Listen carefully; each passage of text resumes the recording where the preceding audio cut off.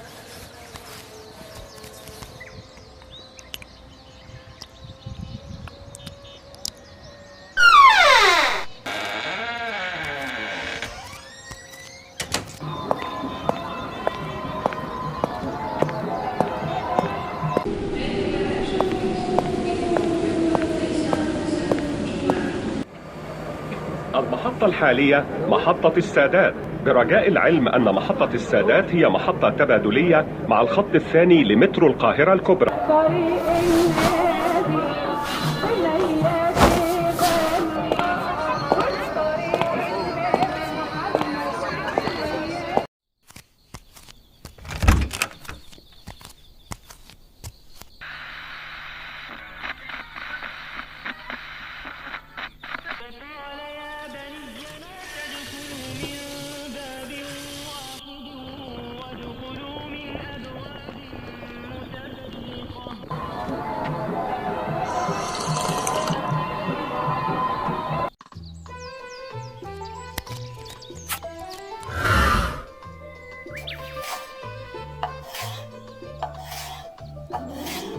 حبايبي الحلوين، أنا شفت كل تعليقاتكم اللي فاتت في الحلقة الأولى، وسعيدة قوي بكل كلمة كتبتوها.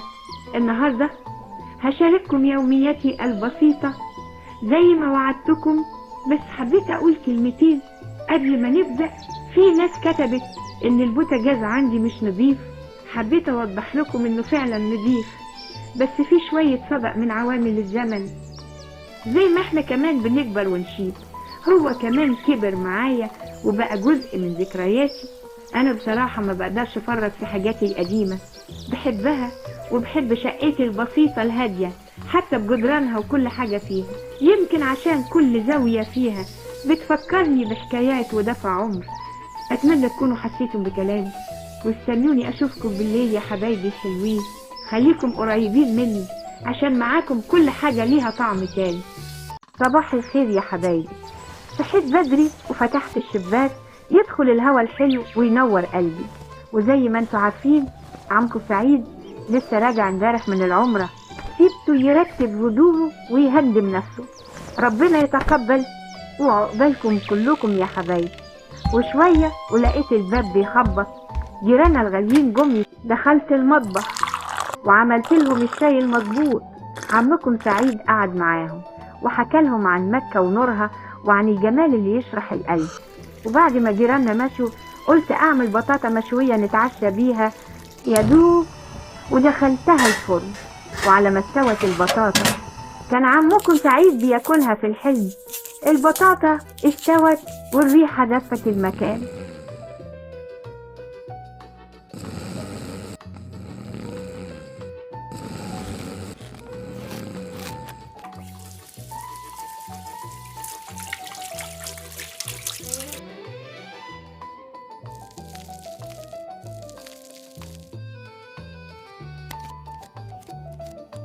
ازيكم يا حبايبي؟ وحشتوني قوي. النهاردة وانا بنظف البيت لقيت شوية حاجات خلصت عندي، قلت انزل للبقال اجيب لي شوية طلبات. وانا راجعة لقيت حاجات من ريحة زمان فرحت بيها جدا، وقلت لازم اشاركها معاكم. جبت رابس عشان الغسيل يطلع زي الفل، بحبه بجد، ريحته ونظافته ما يتعوضوش. وجبت كمان الصابونة دي نابلسي شاهين، مفيش زيها في التنظيف، على طول موجودة عندي في البيت. وجبت كمان بسكوت الشمعدان. أول ما فتحت الكيس ما قدرتش أستنى، أكلت واحدة كان نفسي فيه من زمان. وهنا اضطريت أنزل أكلم عمكم سعيد علشان يجيب معاه بطيخة وهو جاي من عند الفكهاني.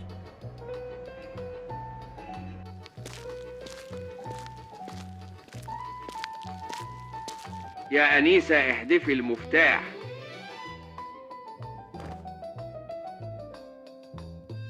دلوقتي هقطع البطيخة، أسيبكم بقى علشان أكلها، وأشوفكم الحلقة الجاية إن شاء الله.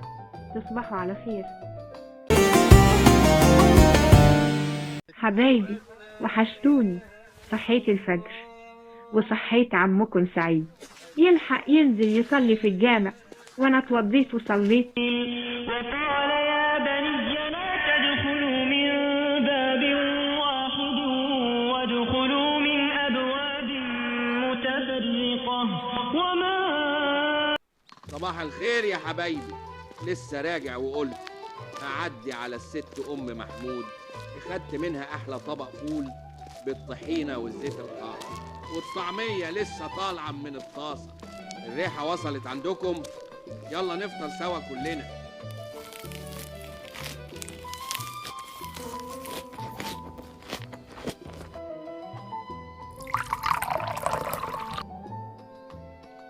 هنا يا حبايبي عمكم سعيد قرر ينام شوية، وانا جهزت الغدا. وده كان احلى طبق سمك مشوي مع رز، وعملت الشاي وشربناه في هوا ربنا، نعم ربنا التي لا تعد ولا تحصى. قالوا سعاد وحشتيني قوي، ما بتسأليش. قلت أسأل أنا. لا يا سعاد، طبخت النهاردة رز أبيض وسمك مشوي. نعمة الحمد لله. عاوزة أشوفك، وحشتيني قوي. نتقابل بالليل عند الحاج رمضان بتاع الكنافة. أهو نجيب نص كيلو كنافة وقطايف. أنيسة والله وحشاني. فينك يا ست أنيسة؟ وفين أيامنا سوا؟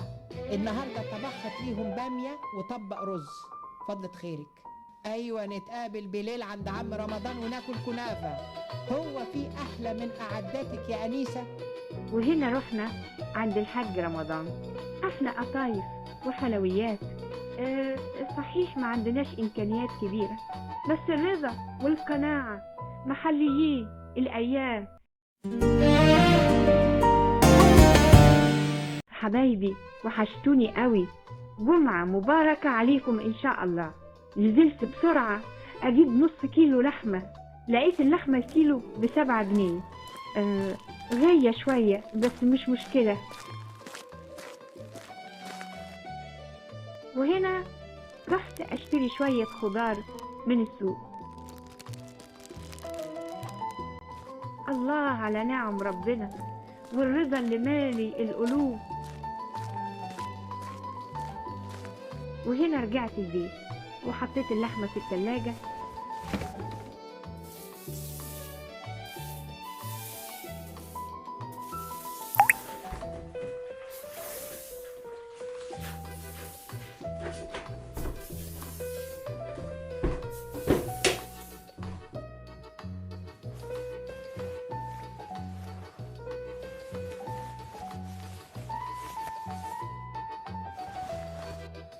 وهنا يا حبايبي هنغسل الرز علشان نعمل احلى رز بلبن.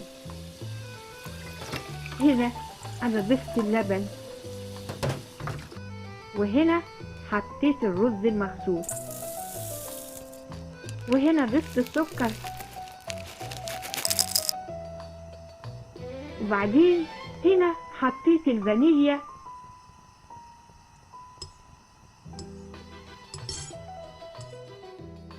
وعلى ما الرز يستوي يا حبايبي حابة أقول لكم كلمتين من قلبي. استعدوا ليوم الجمعة، خلوه يوم مختلف عن أي يوم. املوا قلوبكم بالحب وحسوا بنعم ربنا اللي حوالينا.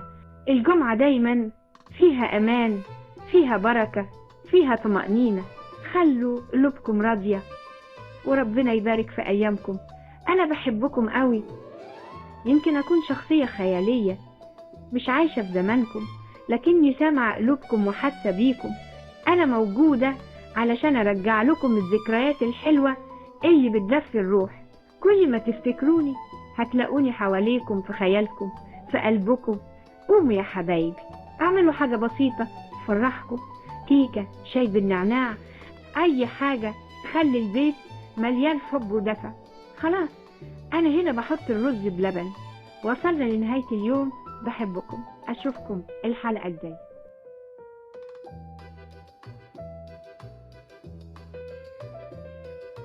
صباح الخير يا حبايبي، صباح الخير يا ولاد. النهاردة يوم جديد ويوم الجمعة الطعم مختلف، واستقبلوا صباحكم بضحكة حلوة وقلوب دافية. جهزوا الفطار واتجمعوا حوالين الطبلية. عيشوا اللحظة وخلوها مليانة حب. أنا جيت مخصوص أقول لكم صباح الخير، وحشتوني قوي. فين الفطار يا أنيسة؟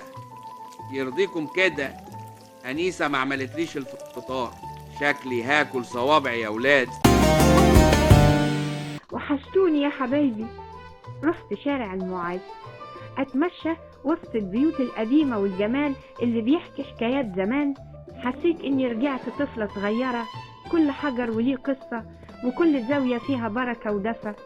وبعدها على خان الخليلي ريحة القهوة والبهارات مالية المكان، وصوت النحاس وهو بيطرقع تحت إيد الصنايعية.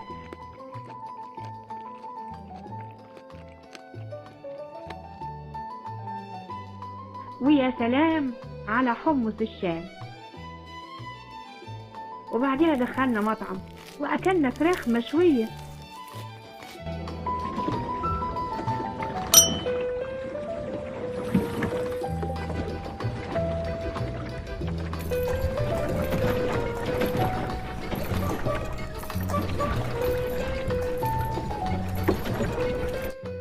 وأكلنا أحلى بطاطا سخنة.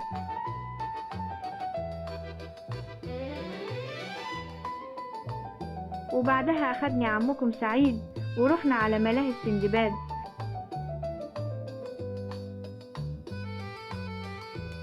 وهنا اتسحلقنا أنا وعمكم سعيد، اتبسطنا قوي.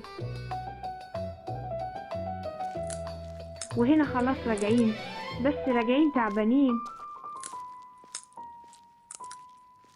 والحمد لله رجعنا البيت بالسلامة. وقلت أحكي لكم اللي حصل النهاردة. بحبكم قوي. وحشتوني يا حبايبي. عارفين يا حبايبي الشرخ اللي في الحيطة ده يمكن تبصوا تقولوا بيت قديم، لكن وراه حكاية من العمر. حكاية بدأت في يوم صعب ما بنساهوش أبدا، يوم زلزال أكتوبر 92. اليوم ده بدأ عادي زي أي يوم. أنا في المطبخ بعمل شاي على البوتاجاز. عمكم سعيد كان في غرفته نعسان، والراديو شغال على إذاعة للقرآن الكريم. وفجأة الأرض رجت، الحيطان اتزعزعت، واللمبة فضلت تتهز كأنها هتقع.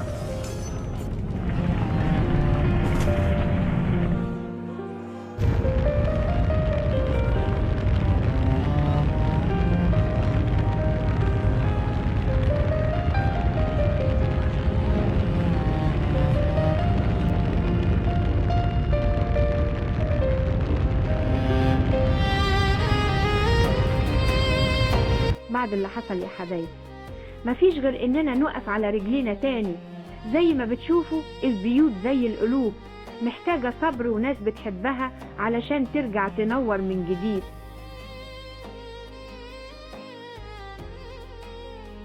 ابتدينا ننظف الشقق واحدة واحدة، مش بس تراب يتشال، ده كأننا بنشيل الوجع ونزرع مكانه راحة وأمل. بيوتنا هترجع تنور من جديد وأجمل من الأول طول ما الإيد في الإيد.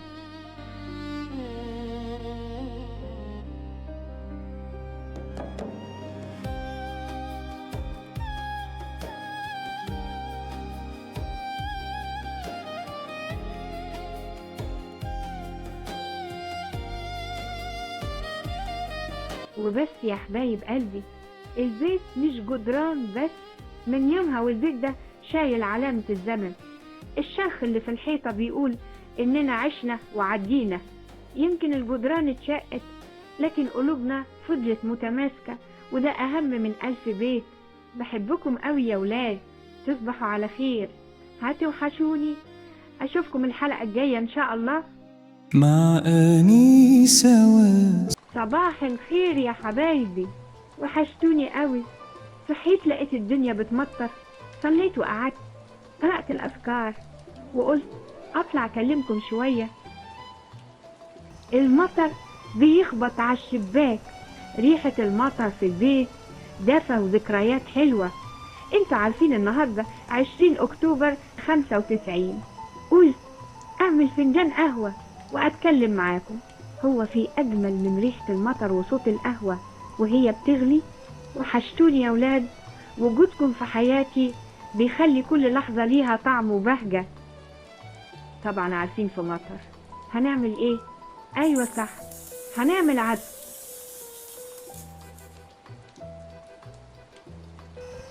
شغلت الفرن وحطيت فيه بطاطا والبوتاجاز نحط عليه العدس. اشوفكم على خير يا حبايبي، مع السلامة. وحشتوني يا حبايبي، الجو سقع وفي ناس مستنيانا. تعالوا نجمع من قلوبنا قبل دولابنا ونفرح قلوب محتاجة. بتعملي ايه يا أنيسة؟ بتلمي هدومك ورايحة على فين يا ست أنيسة؟ استهدي بالله وقومي اعملي لي لقمة، أنا جعان. يا حاج سعيد، أنا بجمع الهدوم علشان نفرح بيها ناس محتاجين، وإنت كمان هتفرح باللقمة حالا. عاملة لك أحلى برام رز معمر تاكل صوابعك وراه.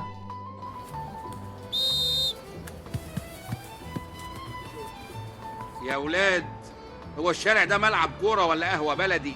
بطلوا لعب، أنا عاوز أنام. وطبعا واضح جدا إن أنا نمت. احنا عايزين نطمن، غيرت اسمك ولا لا؟ طبعا غيرته، اللي ده عايزك. قلت قبل ما أتبرع بالهدوم أغسلها وأخلي ريحتها حلوة، يمكن تفرح قلب حد.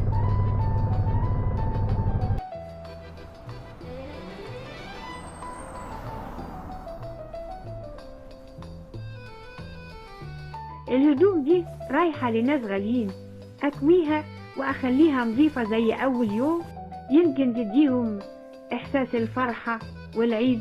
ساعتها يا ولاد كنت بكلم لجنة الزكاة في الجامع الكبير، أقول لهم عندي شوية هدوم للتبرع تليق بالغاليين. وهنا طبعا عمكم سعيد قبض المهية من يومين وقال يا أنيسة اعملي لنا فرخة كبيرة. وهنا يا حبايبي قمت جهزت الغدا لعمكم سعيد، عملت رز معمر وفراخ وشوية سلطة، يا دوب اروح اغديه. وما تحلى كوباية الشاي بالنعناع الا مع طبق قطايف محشية جوز الهند والزبيب. كلمت سعاد ونزلنا سوا نروح للجامع علشان نودي الملابس. شعور جميل قوي يا حبايبي انك تساعد غيرك.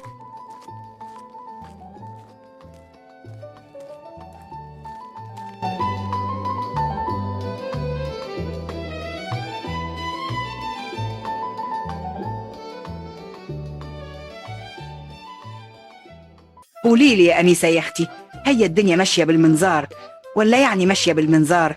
احترت يا حبيبتي واحتر دليلي. انتي عارفة الست نبيلة جارة غالية وحبيبة ما تتخيرش عن السامعين، وما تعرفيش غلاوتها عندي قد ايه. عشان كده كل يوم يا حبيبتي اروح عندها ساعات تلاقيني عندها الصبح وساعات تلاقيني عندها الظهر. يعني يا حبيبتي زي ما تقولي كده مقيمة عندها. وبقيت لما أقول لأبو محمد أنا راح للست نبيلة يقول لي يا سعاد انت مش كل يوم عندها؟ بالراحة على الناس يا سعاد وخفي شوية. بقى أنا يا ناس علشان بحب الست نبيلة وبروح أفطر وأتغدى وأتعشى عندها أبقى بقت تقيلة. طب قولولي انتوا رأيكم ايه لحد ما اشوف رأي الست أنيسة. وحشتوني يا ولاد. جمعة مباركة. عمكم سعيد وعمكم أبو محمد رايحين يصلوا الفجر، وأنا اتوضيت وصليت الحمد لله. وهنا قمت فتحت الشباك، شميت ريحة العيش جاية من فرن الحاج أحمد اللي في آخر الشارع. وعمكم سعيد وأبو محمد فاتوا جابوا العيش السخن والطعمية علشان الفطار.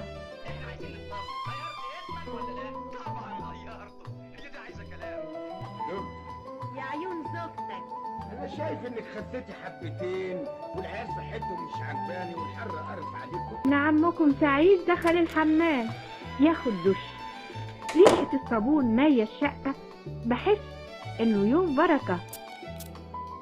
فين الشرابات يا سعاد؟ ولا فردة شراب شبه التانية يا شيخة، حرام عليكي. وانا يعني يا اخويا هعمل ايه؟ شغالة زي الساقية في الشقة، كنس ومسح وغسيل واكل وطبيخ. حرام عليكم يا ناس، حسوا بيا.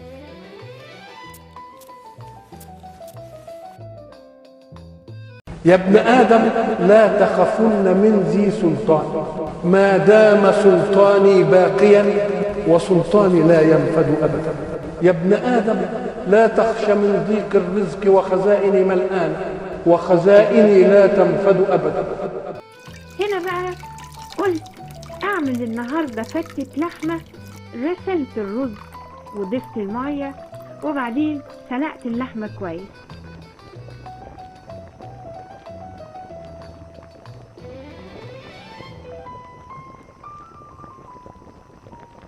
وبعدين حمرت العيش.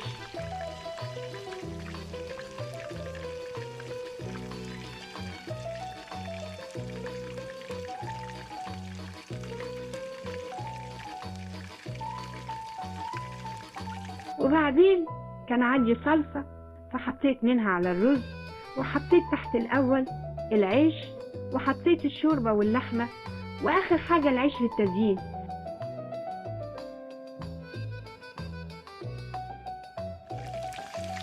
أما أنا يا حبايبي اتأخرت في الغدا، طبخت سمك مقلي ورز بالقشطة والحبهان.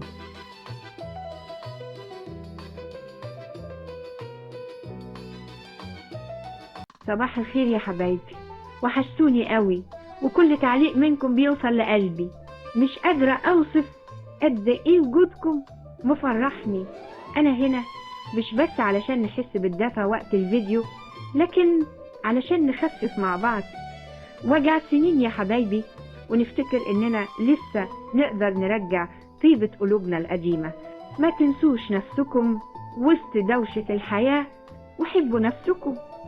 أنا عارفة إن كلنا تعبنا وكلنا عندنا وجع مستخبي، بس إحنا هنا علشان نطبطب على نفسنا ونفتكر إن الدنيا لسه فيها خير، لسه في ضحكة ممكن ترجع وقلوب ممكن تهدى.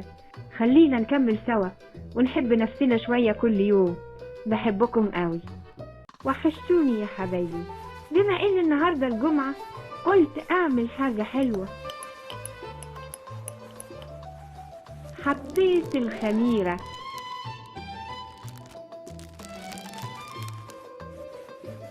معلقة سكر وبيكنج باودر،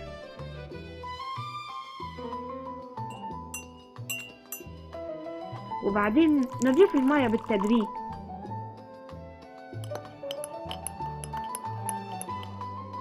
وبعدين نحمر الزلابية.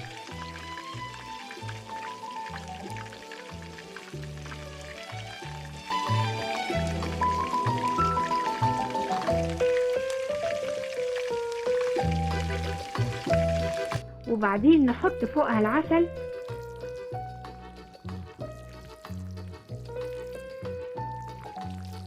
وطبعا ما ننساش سعاد، أصل الجار للجار يا ولاد.